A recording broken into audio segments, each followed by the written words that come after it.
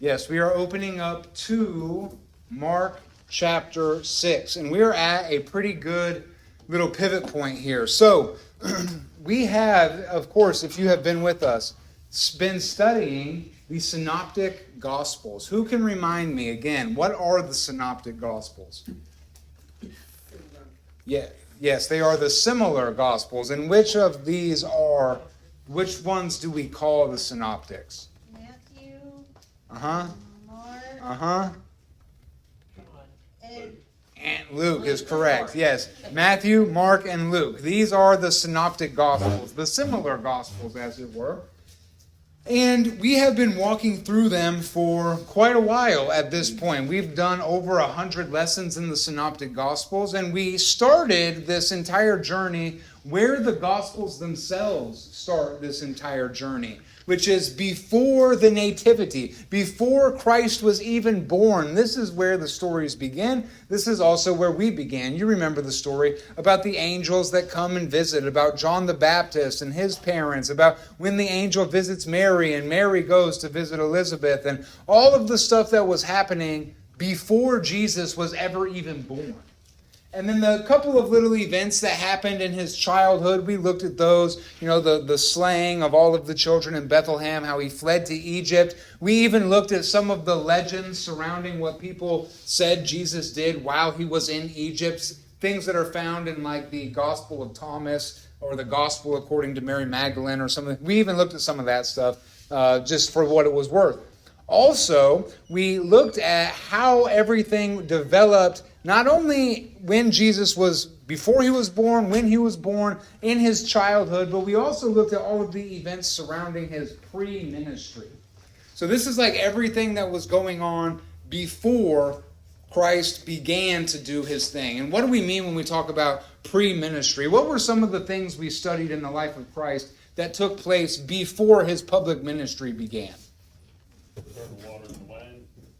Okay, but we didn't actually study that because that's found in John. That's not found in our Synoptics. So that is a story that happened there, but that's not one that we've studied in our study. His time in the wilderness. Okay, so yes, his time in the wilderness. This was before his public ministry. His temptation. We spent a lot of time talking about that. Even what happened before the temptation. His baptism, exactly. So we read about how he was baptized, how the heavens opened, the voice, all of that stuff, how he was driven into the wilderness, and how immediately after that he came out and he began to minister. One of the first places he went, actually, was his hometown, Nazareth. We read about this in Luke chapter 4. How was he greeted there in Nazareth during his early ministry? What's that? Poorly, yeah. What does that mean? What do we mean when we say that? Well, it's like you said, if you are in your hometown, they're the ones that don't listen to you at all versus being somewhere else. Yeah. And so that's what happened, right? Jesus went to Nazareth. He told them who he was. He told them what God was doing. And what was their response to that? They want to throw him off the cliff. Yeah, they were ready to kill him, right? So not exactly a hero's welcome. Welcome home, Jesus. We're going to throw you off the cliff, right? This was all happening like in the very, very early ministry. But we also saw in the early ministry of Christ that he was going around and he was healing people. He was forgiving sins. He was associating with tax collectors and sinners and prostitutes and all of these various things. And all of this activity that Jesus was doing in his early ministry, it created a lot of conflict.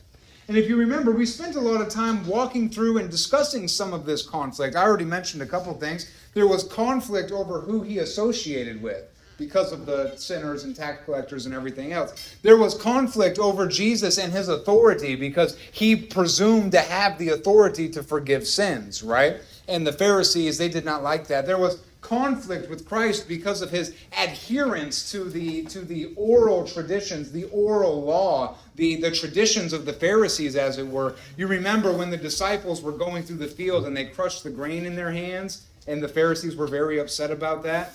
And so they were upset that they were not adhering to the traditions of the elders. And so there was all of this conflict. And that conflict culminated eventually in the Pharisees and the tax collectors accusing Jesus of casting out devils by the power of Satan. You remember all that?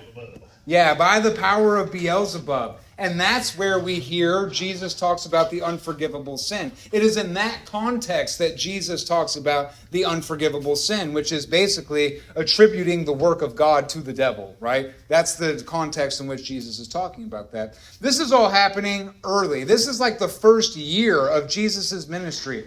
All that stuff we talked about in Nazareth. All of the early ministry, all of the conflict that we're talking about, we spent time walking through all of that. And that really wraps up year one of Jesus' public ministry. And then we started getting into year two of Jesus' public ministry. And in year two of his ministry, we started that off really by looking at all of the apostles. So in his early ministry, we saw the calling of the first few disciples, people like Peter, James, John, Andrew. The first few were in his early ministry. But by the time you get to the beginning of the second year of Jesus' ministry, all 12 of the disciples have been called. All 12 of them are named by name. And when we went through that, we actually looked at every single one of them. We talked about what tradition says about them, how they died, etc., etc. Some of them, you remember, we have a lot of information about. Some of them we don't really know anything about at all. But we did look at all of the 12 apostles. This was happening early in the second year of Christ's ministry. Also in the second year of Christ's ministry, this is when we covered the Sermon on the Mount. And almost half of our study was consumed with the Sermon on the Mount. We spent a long time walking through Matthew chapter 5, 6, and 7. But not only did we see the Sermon on the Mount in year two, we saw all of the miracles that Christ was performing in year two. How he proved his power over nature, and how he proved his power over the spiritual realm and the demonic. How he proved his power over sickness and even over death. We saw all of these different miracles that he was participating in. We saw him continuing his ministry of healing, his ministry of deliverance. We also saw all of his teachings on the parables of the kingdom, which is what we just recently were looking at. So, to this point in our study, we have studied all of that stuff that happened before, all of the things that happened in year one, and then all of these things that have happened now in year two. And where we pick up in our study, we are really at the very end of year two of Jesus' public ministry. And today, like if you were looking in Mark or if you were looking in Luke, we are basically at Mark chapter 6. And we are basically at, I want to say, Luke chapter 9. In our thing. You remember, Matthew is a little bit different because Matthew kind of jumps all over the place. But basically where we are in the story, we're in Mark chapter 6, we're in Luke chapter 9, roughly, as far as like the chronology. All of that has been covering the first year and a half, 2 years of Jesus' ministry. And that was a very kind of high-level overview. Are there any questions or comments or anything about anything we've studied so far? Any of that? Hello. Are we all kind of like on the same page with where we are in the story?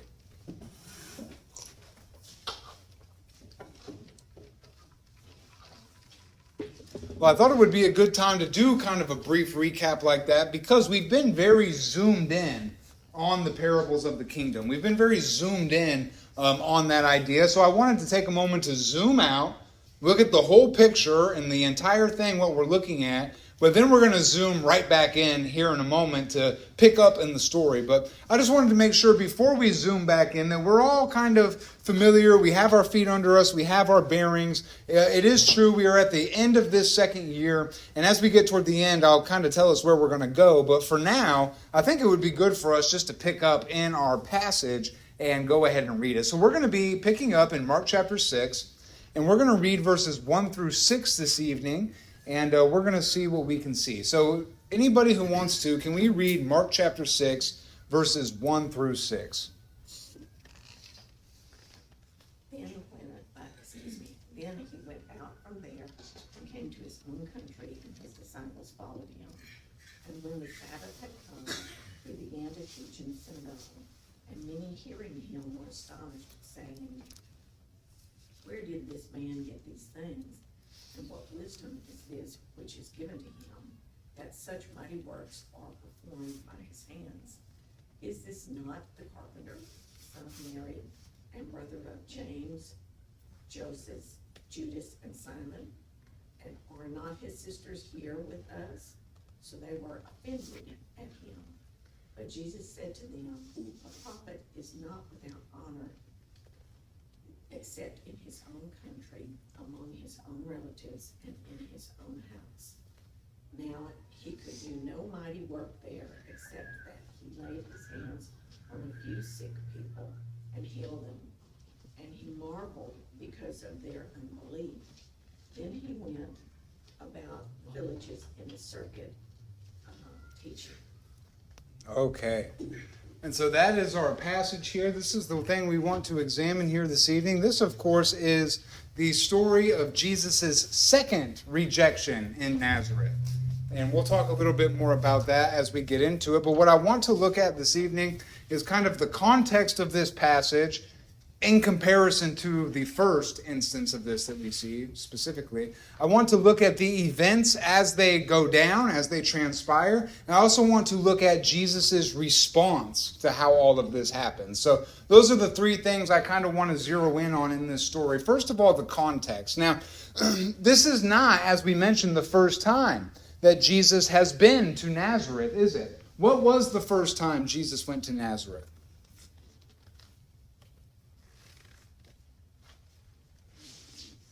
They wanted to throw him off the cliff. Okay, yeah, that was the time that they wanted to throw him off the cliff, right? And that story is found in Luke chapter 4. So that's, like we mentioned when we were doing our recap, like that was in the very, very early ministry stages of Jesus' ministry. That was like right after he came out of the wilderness. He had maybe done a couple of things in the surrounding regions, but it was like right at the very beginning of his ministry. He went into Nazareth. That's when he read the story from the scroll that was handed to him. He proclaimed himself to be the Messiah. And then he talked to them about how God only sent prophets to the Gentiles in the days of Elijah, and then they wanted to kill him, right? We talked a little bit about that already. That was the first instance of Jesus going into Nazareth and being rejected. Now, notice a couple of things. First of all, Jesus was in Nazareth presumably by himself. There's no indication that he had his disciples with him. There's no indication that there were great crowds of people around, that anybody really knew anything about him in Luke chapter 4. But now, here, as Mark and Matthew are both going to tell this story, toward the end of Jesus' second year of ministry, notice that all of the disciples are with him. Notice chapter 6, verse 1. He came into his own country, and his disciples follow him. So not only are the 12 disciples with him, but I'm sure there are even more than that. Remember, already at this point, everywhere Jesus goes, he's surrounded by great crowds of people. Everywhere he goes, the crowds are thronging him. Everywhere he goes, they're trying to touch him so they can be healed, right? We've been following Jesus through his ministry now. This is the context in which he's living. So he rolls back into Nazareth. He's got all his disciples with him. At the very least, he's got 12, probably even hundreds, possibly, right? So he's doing this. He's rolling into town, and it's very different than the first time we see him. Is the point that I'm trying to make here. The first time, none of that is there.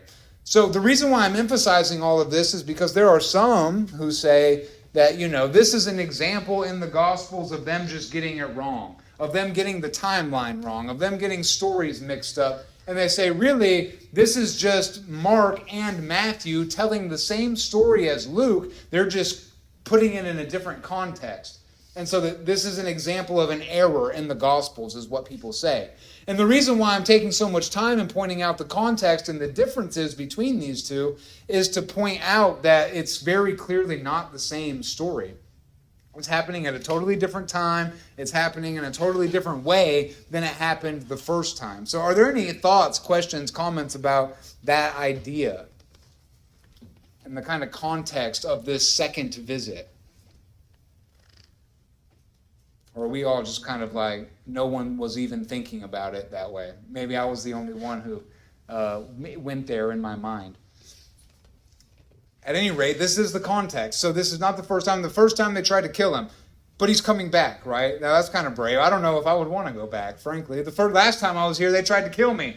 But I guess I'll go back, Jesus says. He goes back. He's got all of the disciples with him. At this point, it's after all of the miracles, right? It's after all of the teaching. It's after all of this stuff that's been going on. So Jesus' fame by now has spread abroad. This is 2 years later. And now it's like everybody knows who Jesus is. Jesus, the great prophet. Jesus, the miracle man. Jesus, the guy who calmed the waves. Jesus, the guy who delivered the demoniac. Jesus, the guy who talked about all the parables of the kingdom, the Sermon on the Mount. That same Jesus, he rolls back into his hometown. All of this fame is surrounding him. And this is where we kind of find out what happens. So what happens when Jesus comes to town? They don't accept him this time either. Okay. He offends them.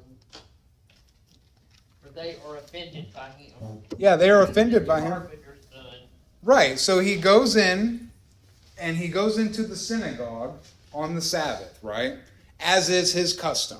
And Jesus, being the rabbi that he is permitted to do the reading and to do the teaching on the synagogue. Very similar to the first time he went to Nazareth, right? He went into the synagogue, they handed him the scroll so he could do the reading and the teaching. Well, like all of this is happening again. We're on repeat. Like we heard this story already, but here he is. Again, I'm just thinking to myself like, last time we did all this, like they tried to throw him off a cliff, but here we are. He's cool with it. Everyone else seems to be cool with it. Maybe they're like, hey, maybe he chilled out a little bit. Let's find out. So they give him the scroll. He starts to talk. And what was their impression of him as he was talking?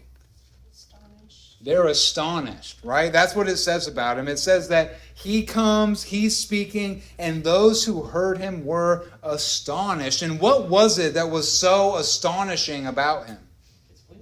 His wisdom. And that's what they say, right? Where did he get these things? Where did he get this wisdom? Where did he get this miraculous power? Where did this come from? And there were a lot of people asking that question at this time, right? There were a lot of people who were wondering, who is this guy? Where does this power come from? And in fact, I think there were many who understood and who recognized it. Who remembers, now this is in John, but who remembers what Nicodemus said to Jesus? You remember that time where Nicodemus came and visited Jesus in the middle of the night? What did Nicodemus say to Jesus that night? I don't remember what Jesus said to him, but I can't remember what he said to Jesus. He came to Jesus, he said, "Teacher, we know that you have come from God, because nobody who does the things that you do could do them unless he came from God." So Nicodemus, one of the leading Pharisees, he understood where these things came from. He understood where the wisdom came from. He understood where the miraculous power came from. There's only one explanation. It came from God. Now, some of the people said that. Some of the people said it came from Beelzebub, right? That was the accusation of the Pharisees. They were saying that his miracle power, he was casting out Satan by the power of Satan. But there were others at the same time who understood who Christ was and received him. It's kind of like the parables of the kingdom are being played out in real time here in the life and ministry of Christ. Where there are some, when the good word goes out, it is completely just removed. Their heart is hardened. They're not ready to receive who the Messiah is. That seed disappears. Yet there are others, when that seed lands on good ground, it produces good fruit. It's like the things that Jesus was teaching are now being modeled for us in the story of his life itself. Some are rejecting, some are accepting, and this is the way that things are going. So that's where we're at. Where did this come from? Where did his wisdom, where did his miracle power come from? What else did they say about him? Well, they did contrast. But we knew him. There's his brothers and his sisters. Yeah. We remember his dad. We remember him growing up. How did little Baba come up to be such a big person? Right. And that's exactly right, right? Don't they say, isn't this the carpenter? But that was the whole idea about Nazareth anyway. What good has ever come out of Nazareth? Yeah. And so that played against him also. Yeah, these whole and that's exactly right. Here are the Nazarenes themselves, and they're saying who is this guy? This is the carpenter. This is Joseph's boy. His mother is Mary. She's right over here. We know his brothers and her sisters. They all grew up around us. Who is this guy? Where did this come from? I remember Jesus when he was a lanky teenager and a snot-nosed kid. Where did all this come from? They just can't accept it. And this is what they're saying. Like, and I just want to say as a side point, like, notice what it says in verse 3 about Mary. It says, is this not the son of Mary, the brother of James, and however you would say that, and of Judas and of Simon? Are these not his sisters? I just want to point out, kind of in passing. They don't mention his stepdad. Yeah, they don't mention Joseph, but I do want to point out in passing, when it's talking about Jesus and it's mentioning his brothers and his sisters in the context of his mother, who is Mary. And so this is like one of those points of contention between Protestants and Catholics in particular, because one thing that one must believe to be a faithful Catholic and to be in good standing with the Catholic Church, i.e. to be in good standing with God, right? One of the things you must believe is that Mary was a perpetual virgin, that she was a ever virgin, basically, her entire life. And when we read a passage like Mark chapter 6, verse 3, we see it's describing Mary and the brothers and sisters of Jesus by name in his hometown, in the synagogue. This just seems at first glance to really fly in the face of this idea of perpetual virginity. This idea that Jesus did not have brothers and sisters in the flesh. That idea is not supported by Scripture at all, not even a little bit. Well, you point out at least the one Catholic I've had deep conversations with, the word is like half brothers and sisters.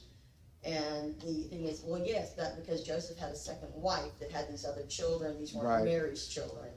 And there are explanations. That's one of the explanations. The problem is that these are explanations that we're just taking and applying over the top of things like peanut butter. This is something that we are reading into the text. That's what we call eisegesis, right? Reading into the text. And that is an explanation. I've heard other explanations that are like, well, you understand when it says brothers and sisters, it actually means cousins. That's what they actually mean. And it's true. There are instances where brothers and sisters doesn't always necessarily mean like your literal brother or your literal sister. Of course, Christians are called brothers and sisters throughout Scripture. It can be used that way. It can be used in more of a general familial sense, like, yes, those are your brethren, that's your people, right? It can be used that way. It is true. You'll just have to kind of decide for yourself, though, what you want to conclude about that. The kind of face value reading that I see when I look at this is that it seems to me that Jesus had brothers and sisters, and that, they were the children of Mary. That's all. 6:3 seems to fly in the face of perpetual virginity. I just want to say that kind of in passing. Are there any questions or comments about that, though?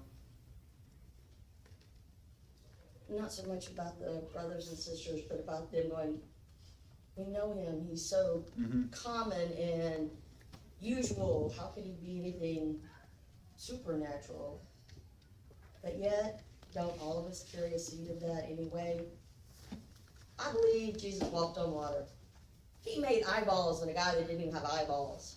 I believe in miracles. I believe God will still use miracles today. But when it comes to me, would God do that for me? Would I actually see it happen in front of me? There's this part that's like, no, I won't get to see those things. And I wish I had more faith that I could easier believe that miracles would just happen around me and not go have doubt. I don't want to be like you couldn't do anything because of the doubt. Yeah.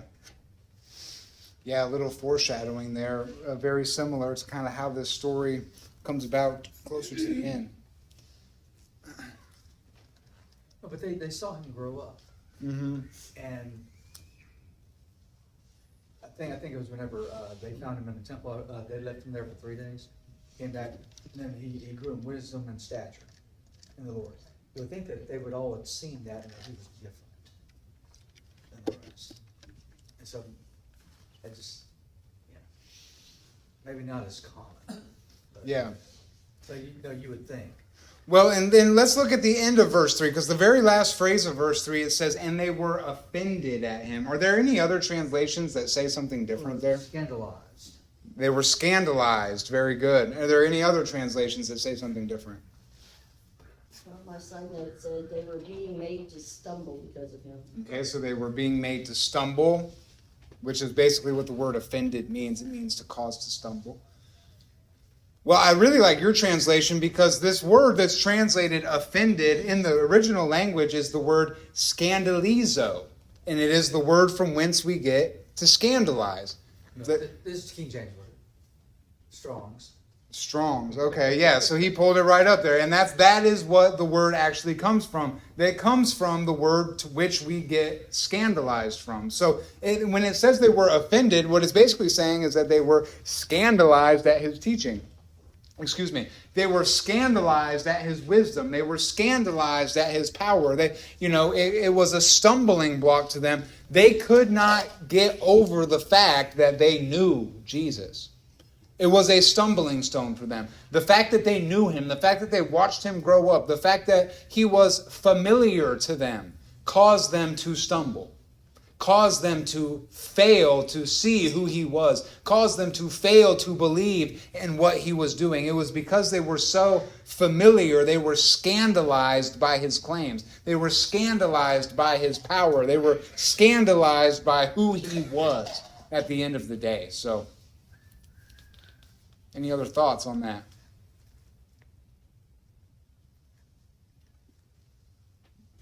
It's almost as if they were embarrassed that, somebody else coming into the situation would see that he was part of that area and they didn't want that, I guess you could say, notoriety. Yeah. Yeah, again, because they were scandalized by him, right? They did not even want to be associated, maybe, with this Jesus. They were embarrassed by him. He was bringing so much attention down on the Nazarenes. Maybe they didn't appreciate that. Yeah, there may be something there. Any other thoughts? Apparently in history, there were several guys who had claimed to be the Messiah, as in I'm going to be the king of Israel and overthrow Rome. And the Roman Empire had put down a few so-called messiahs trying to start revolution, and probably like, don't start a revolution, don't start a revolution. They don't want to get mixed up with that. Yeah, that could be very well on their mind. It's true, at this time there were several false messiahs. Some of them are even mentioned in the book of Acts. Some of them may even be mentioned in the Gospels, if I remember correctly. But yeah, that kind of thing was happening. That could be true. Like, you're going to bring the Romans down on us. You need to chill out, kind of an attitude. Yeah, that might be there. Well, let's look and see how he responds. So we have seen now kind of the context of the second visit vis-a-vis the first visit, right? We have also seen the events as they transpired, how Jesus went in, what happened, how the people responded. Now I want to see Jesus' response. So let's look at verse 4, and let's see how this goes down. How does Jesus respond? Jesus said to them, a prophet is not without honor except in his own town, among his relatives, and in his own home. Okay, so there's really just two things that I want to point out about this little saying here. This is like a wise little proverb that Jesus is telling us. There's two things I really want to point out about this. The first thing is that what Jesus is really pointing out here is the idea, and this is a proverb that we all know too, the idea of familiarity breeds contempt. They had contempt for Christ. They were scandalized by Christ because they were so familiar with him. They just could not get past, little Jesus who sat on my knee in the synagogue. Now he's saying he's the Messiah. They're scandalized by this. They could not, they had contempt for who he was. They did not honor him and with the honor that he deserved. Why? Because he was so familiar to them. And this is probably where that saying comes from, in part at least, the idea that familiarity breeds contempt. It's exactly what Jesus is saying with this one-liner he has here. I mean, that's really the only way I can understand these. Does anyone else have any other ideas about what he maybe means by this? I think it's not just applicable to prophets, but just Christians in general. Yeah. Sounds like somebody Especially if growing you- up being evil. or being mean or robbing and stuff like that, and they change, but their family don't believe it. Yeah. It takes years to get over it. Yeah. You'll hear from, your family, no, I know how you are, you're still like that. Yeah. You can't change your spots. Yeah. Or your spouse, you're a hypocrite. You know, and it's, yeah, so it's not just prophets. Yeah, and I agree. I think we can actually apply this in all kinds of ways too. I think this is like one of those weird things that is very true, right? It's always the people whom we are closest to and whom we care the most about, usually that we are also like, they see the worst and ugliest sides of us, right? And it's also in that same vein, oftentimes we can be guilty of showing people who are outside more honor than we show people who are inside. Why? Again, because of that familiarity idea, right? I myself have been guilty of being more honorable to like strangers than even people in my own house, right? And it ought not to be that way. We ought not to dishonor or fail to show honor to those who are close to us and then give it to everybody else. It really should be the inverse, if anything else. We should focus primarily on showing honor to those who are closest to us and then let everything overflow from that. However, what Jesus tells us here is true, and it's a warning for us that those who are the closest to us, our own kin, our own home, our own family, we are more prone to dishonoring and being dishonored by those who are close to us. And it makes sense in many ways if you think about it, but this is, it is a true proverb, and it is a warning to us not to fall into that trap ourselves. We definitely don't want to be like those who are dishonoring those who are close to us because of the familiarity, I think. But I do want to point out a second thing about this. So not only is there this idea of familiarity breeds contempt, but I also want to point out Jesus' meekness in the midst of all of it. So I have been doing a lot of studying and reading and thinking about like anger and calmness and all kinds of various emotions, but the things that like excite those emotions, those passions in people. And specifically when you think about anger, the thing that really makes people angry more than anything else as a general category is being dishonored. Like any form of dishonor causes people to be angry, especially contempt is one of them. So when somebody shows you contempt, that excites anger in you. And these people, Jesus' family, his people, were showing contempt for him. And it wasn't like a random stranger showing contempt for him. It was his family. It was his community. It was the people who were closest to him. So that just makes it worse, right? He has every opportunity here to be very angry. People who are close to him, people who are less than him, because he's God in flesh, right? Like they should be honoring him on 17 different levels, but they are dishonoring him, showing him contempt. But Jesus, he did not lash out in anger. He did not crash out, as the kids say. He did not have any problem with this. Jesus, modeled for us the virtue of perfect humility, perfect meekness. Meekness is the virtue of what is the word I'm trying to use? Yeah, that's not exactly what I was going to say. I wrote it down. Let me just read what I always forget this. It is the virtue of moderating your anger toward gentleness. When we talk about meekness, we're talking about taking your anger and moderating it toward gentleness. That's what Jesus said when he said, be angry, but sin not. Exactly. Be angry, but sin not. We must excel in virtue, which is curbing, moderating our anger. And Jesus models that for us. He shows us what that looks like. He has every reason to be angry. He has every reason to lash out. They're showing perfect contempt for him, everything. But Jesus, full of meekness, models for us how to respond in those situations, how to respond to dishonor, how to respond when people treat us contemptuously. He doesn't respond with anger, but with wisdom, with prudence. He just explains why it is, and he doesn't get angry about it. Those are my big galaxy brain takes on that. Any other thoughts?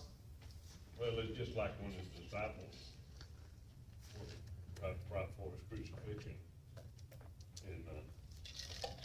And, Luke, St. John, I'm sorry, chapter 14, and where it says, number 7 says, if you had known me, you should have known my Father also. And from henceforth you know him and have seen him. And Philip said, Lord, show us the Father, and it will be sufficient for us. Philip been with him for 2-3 years, and and they lived with him. They saw him dirty. They saw him sweaty. They were still thinking that's why it was so. That's why it was so imminent that he had to go away. Because as long as he was there, they were still they would still be that way. Yeah. If Jesus ain't enough, then it ain't enough. There's not enough to be there. Yeah. Yeah, that's very good. But sometimes the more you know somebody, more standoffish you want to be. This is true. This Their is true. attitude to me though is just so weird because instead of it being, we know him, we know where he came from and all that, they have this attitude and at the same time, they're acknowledging his wisdom and his mighty works. Yeah. And that is such a strange concept. Yeah. They are blinded by their unbelief, right? It's like, it doesn't even make sense. Like, on one hand, they're affirming, like, this can only come from God. How else is it possible? And then on the other hand, they're like, but that can't possibly be. Like, we know him. And this is the way that those who were closest to him reacted to him. And these are really the only two reactions that Jesus got from anybody, right? And oftentimes it was the religious leaders who said, this guy's crazy, we should probably stone him. And it was like the down and out, the sinful people who were like, this guy's the Messiah, like he's the king we've been waiting for. And there's really not a lot of in between with how people respond to Christ. It was one of those two extremes almost everywhere he went. So, But to see those two extremes coming from the same group of people. yeah, is awesome. at the same time, yes, very true. I wonder how much jealousy was involved. Yeah. That's exactly what it sounds like to Why didn't me. you do why didn't you turn water into wine for us? Why didn't Yeah. you throw big parties and do miracles for us? Yeah, old Jimmy's been paralyzed his whole life over here. Why don't you do something about that, Yeah, exactly. There could be some of that. Like, we don't know all the background, but we definitely know that they have a problem with this. They're definitely not happy about this. Let's look at the aftermath, though. So we've seen now the context of the visit. That is the second visit. We've seen everything that went down, how the people responded, how Jesus himself responded. Let's look now at the aftermath found in verse 5 and 6. Now he could do no mighty work there, except that he laid his hands on a few sick people and healed them. And he marveled because of their unbelief. Then he went about the villages in circuit teaching. Okay, before we comment too much on this, let's turn and look actually at Matthew chapter 13 for a minute. We haven't looked at this yet, but Matthew chapter 13 is the parallel passage. So at the end of the parables of the kingdom, you remember we've been studying Matthew 13. Well, at the end of that chapter, we actually have the same story, right? So let's start in verse 53 and read all the way down through 58. We're just going to read the entire story according to Matthew, and then we'll zoom back in where we were at, kind of on the tail end of it. Now it came to pass, when Jesus had finished these parables, Matthew departed from there. When he had come to his own country, he taught them in their synagogue, so that they were astonished and said, where did this man get this wisdom and these mighty works? Is this not the carpenter's son? Is not his mother called Mary, and his brothers James, Joseph, Simon, and Judas? And his sisters, are they not all with us? Where then did this man get all these things? So they were offended at him. But Jesus said to them, a prophet is not without honor except in his own country and in his own house. That we do. In verse 58 as well. Now, he did not do many mighty works there because of their unbelief. Okay, so looking then, we're seeing both passages now, but keying in there on verse 58 and comparing that with verse 6 of Mark chapter 6, or verse 5 rather, of chapter 6 of Mark. Comparing those, in Mark, what does it say, and what does it say in Matthew that's a little bit different? It doesn't say anything about him healing the few that he was able to heal. Okay, yeah, so Matthew doesn't mention anything about him healing anybody. It just says he did not many mighty works. Or that it didn't mention he marveled at what had just happened. Okay, yeah, it also didn't mention how that Jesus marveled at their unbelief, right? Any other differences? The verb. Okay. Matthew, he didn't do many miracles. Uh-huh. Mark says he could not do them because of their unbelief. Yes, very good. So that's what I was wanting to key in on right there, is that the way that this is being expressed. So in Matthew, it simply says he did not do many miracles. And in Mark, it says he could not do many miracles, but he very quickly follows that up by explaining he did do a few miracles, but he could not do many miracles there. Both of them explain this is a result of their unbelief, right? I guess he didn't even say that. In Mark, it doesn't say that. It just says that he marveled at their unbelief. It does say that he could not do mighty works, except he laid his hands on a few sick folk and healed them. So this is interesting. I think I want to key in on this idea, Jesus could not heal them. I want to key in on that for a moment. Now, I think it's very important to hold this correctly in our mind. What do we mean when he say he could not do mighty works? We've already seen in the life of Christ that he is perfectly capable of doing mighty works independent of anybody's faith. We have seen him do all kinds of mighty works where nobody's faith had anything to do with anything. But All they right? were willing. In some cases, was the dead girl willing to be raised from the dead?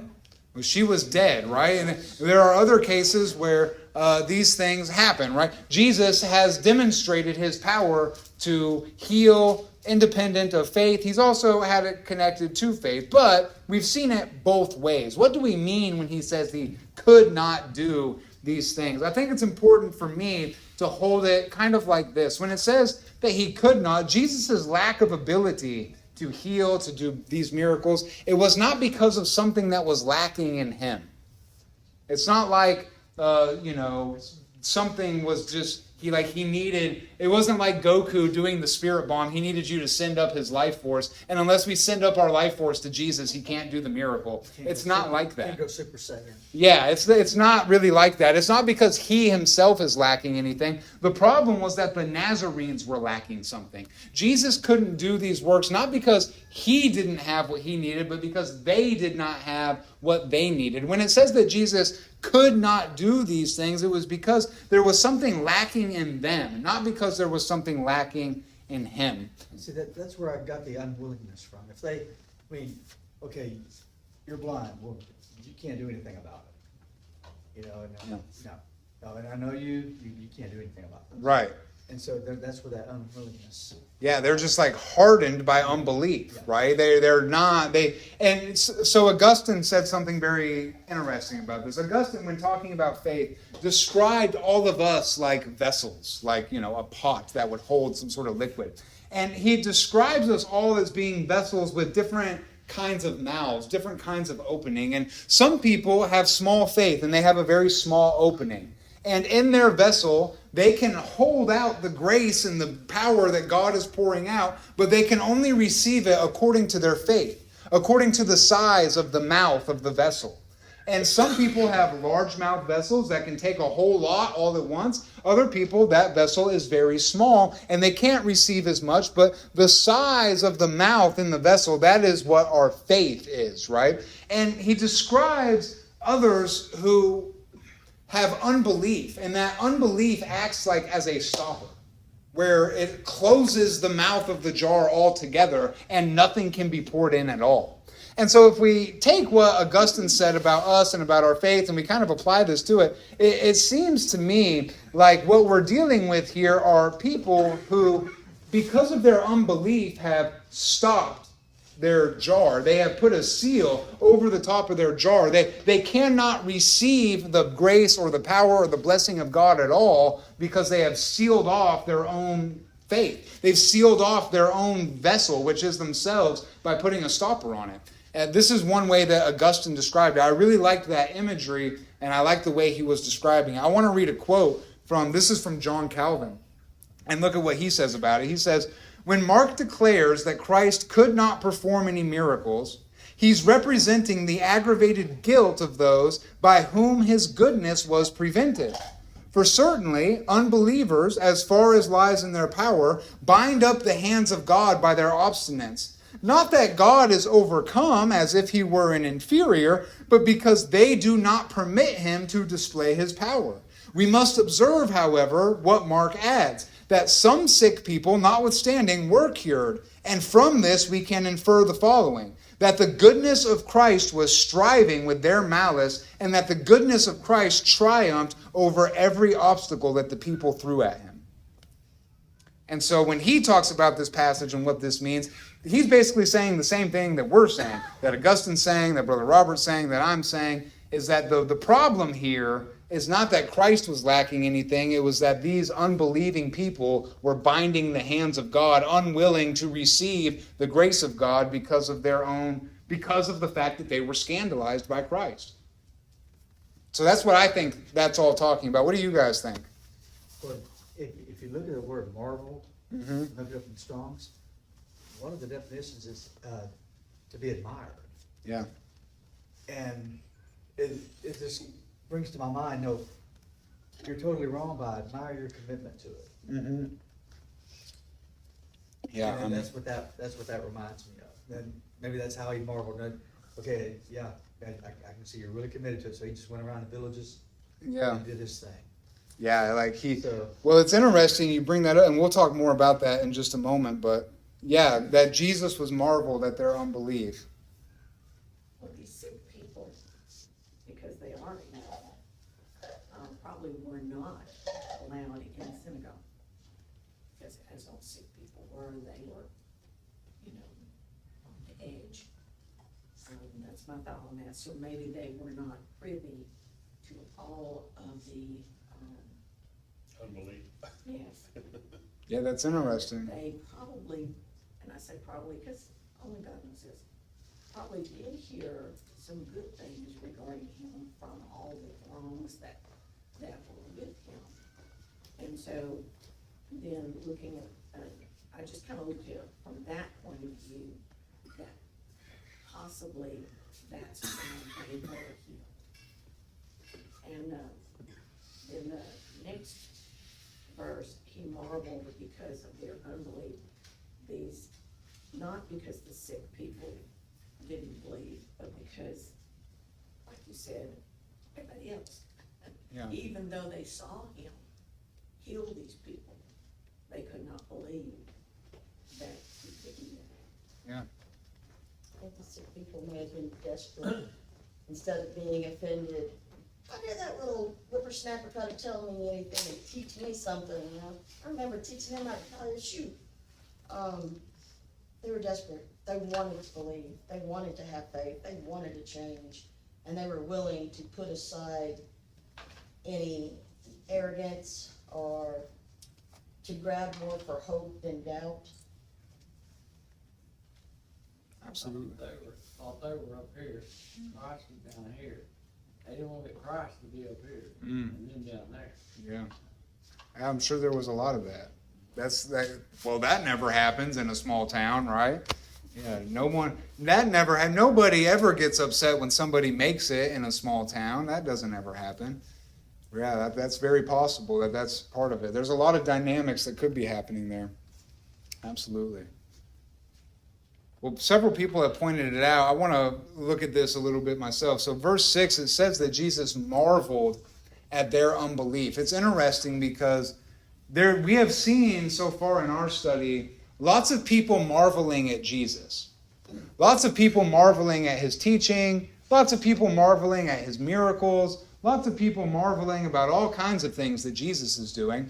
But we've only seen Jesus marveling once. What is the one time that we have seen Jesus marvel so far in our study? The Roman centurion. The Roman centurion. And this story happened in Luke chapter 7, I believe it is. In Luke chapter 7, you remember there was a centurion who came and said, I have a servant who is sick. I know you can heal him. And what does it say Jesus did? Said, I'm going to come with you. He said, you don't have to just send the word. That's right. But I'm a man of authority. And I say, jump here, and they jump, and go there, and they go. And it was at that point that it tells us that Jesus marveled at this man's faith. And he turned around and he said, I have not seen so great faith anywhere in Israel. And that faith was coming not from an Israelite, but from a Roman soldier. And so that's the only time so far in our study we have seen Jesus marveling at anybody. And it was Jesus marveling at the Gentiles' faith.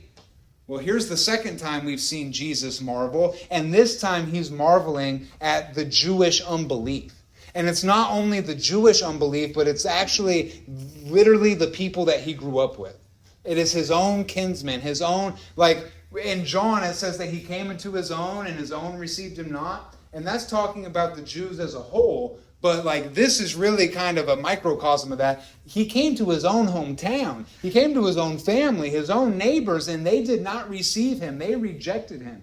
I just think it's interesting. We see Christ marveling at the faith of a Gentile, and then we see him marveling at the unbelief of the Jewish people.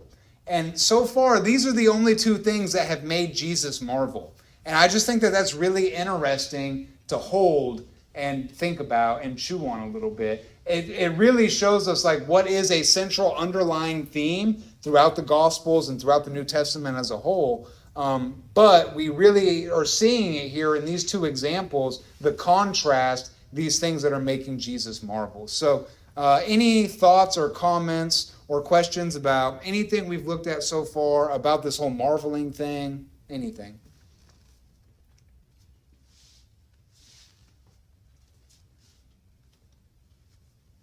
It's so interesting to me when we start to look at it, and like we're familiar with so many of these Bible stories, right? But in our time together here on Wednesday night, we're forced to approach each one of them like in their context. And there are several ones for me that have kind of taken on an entire new understanding in my mind when we're actually reading them and trying to understand and apply them in their proper context. And this is probably one of these ones for me, thinking about Jesus and his marveling and just thinking about it, the way it's showing the contrast between the Jews and the Gentiles, between these two Gospels. That for me, it just kind of reaffirms some of the other themes that I've seen in my studies of the Gospels before. And so it was just a cool connection that I had never made until this week. Anybody else see any cool connections you've never thought about? I really like what you're saying about how big is the mouth to your jar. That reminds me of whether Elijah or Elisha, Elijah, the woman with the oil. He says, go get as many little containers as you can, big ones, little ones, medium sized, get everything you get your hands on, and kept pouring the oil. It makes a whole lot more sense to me that he couldn't do much because they simply couldn't receive it. If he had forced it on them, it would have damaged them. Yeah. You know, I thought about miracles, and you see miracles around you every day. Because, you know, to me, waking up is a miracle. But like on TV the other day, that guy was in a hang glider, that plane. You know, thank God, that was a miracle. You know, just simple things like that. Yeah. Well, that's so interesting. And when you think about it like that, that sounds like the attitude of an open jar to me, because when we have that kind of attitude, we are able to receive all of the grace that God is showing us all the time. You know, if you have the mindset that is like, all of these things are miracles, all of these things are gifts from God, all of these things are, you know, precious or whatever, when that is our mindset, it allows us to be able to see the good in all kinds of things, to see the grace and the glory that God is pouring out in all kinds of different situations and circumstances. Whereas, you know, if we're closed off to that, if we're not even willing to entertain that idea, then, God can pour all that stuff out all day, but we're never going to get any of it. Because we have put a lid on top of our jar, we are not able to receive any of that. And that lid can be unbelief, it can be anger, it can be fear. There's all kinds of things that we can put a lid on our faith, put a lid on what we're able to receive from God. But yeah, I think St. Augustine is right. We want to remove all those things, open up our jars, be able to receive the common grace of God in everyday things that we see, and waking up, and everything that we're spared from. I think that's a really good takeaway, a really good point of application. We don't want to be scandalized by familiarity. Really, if we were to make some application here, it would be, don't let yourself become scandalized by familiarity. Don't allow yourself to be turned off from the idea that God is still working and God is still active and God is still powerful just because you've become familiar in your life, in your Christian walk, in your church attendance and whatever. Don't become scandalized at the idea that God is still working in the world just because we have grown comfortable and familiar with where we are and where our church is and what we expect. We want to kind of burst out of that, burst forward from that, and not be scandalized, but rather just embrace Christ for who he is and show him the honor that he is due. We don't want to dishonor simply because we're familiar with it. So that's really all I've got as far as this goes. Any other thoughts, comments, questions?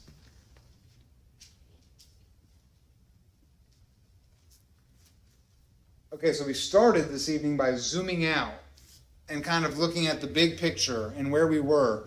And then we zoomed back in so we could look at this little story. Well, now I want to zoom back out for a second. I know everyone's going to have whiplash after the end of tonight. But what I want to point out is that, as I mentioned earlier, we are now at the very end of year 2.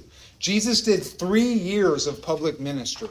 So in our first 100 or so lessons, in our first basically 1/3 of the way through the Gospels, we have covered 2 of the 3 years of Jesus' public ministry. The only thing that we have left for the second year is Jesus sending out his disciples. And so for the next couple of weeks, we're going to be looking at that. That's found in Mark, that's found in Matthew chapter 10. But we're going to be looking at Jesus and the teaching he gave to his disciples right before he sent them out to go minister. And that happened right at the end of the second year of Jesus' ministry. And then after we finish that up, we're going to pick back up in the 3rd year of Jesus' ministry, and we'll spend the next several weeks, probably even months, kind of going through Jesus as he wraps up what's known as the Great Galilean Ministry. So right now, most everything that Jesus has done has been in the region of Galilee. And for the first, 2 years, 2.5 years, most of his ministry was in Galilee. Well, it's not going to be very long into year number 3 that's all going to kind of wrap up. And Jesus' focus is going to shift away from just kind of general ministry stuff, and it's going to be much more now focused on his work in Jerusalem, what he's doing. He's going to start talking a lot more about his death and resurrection. So far, none of that has even been a part of the content. But once we wrap up this great ministry in Galilee, then we're going to start getting into a lot more of you can see 2/3 of each one of these Gospels are dedicated to the last year. And in many of them, almost 1/4 of the Gospel is dedicated to the last week of Jesus' life. So we've been moving very quickly through his ministry. I know it might not feel like that all the time, but as we continue to progress, once we get into year 3, things are going to really start to slow down. Then once we get even into the final week of Jesus' life, things will really start to slow down again, because that's what most of these gospel stories are concerned with. When I say it's going to slow down, I don't mean our pace is going to slow down. I just mean that, 2/3 of the story deals with that. So in all of the time that we've been going, we're about 1/3 of the way through the story. And then we've got another 2/3 to go, but that's going to be telling 1 year of events and twice the time. So that's all I mean. Anyway, I'm just trying to give you a big picture view of where we've been and where we're going. So that's the direction that we're going. We're at the end of the second year. Over the next couple weeks, we're going to be looking at Matthew chapter 10, Jesus and his teaching to his disciples before he sends them out. I think that's going to be very good for us. And that's where we're going from here. So Any thoughts, questions, comments, concerns? Complaints? Good. I don't want any complaints anyway. Very cool. Well, Sister Bobby, will you close us in prayer this evening?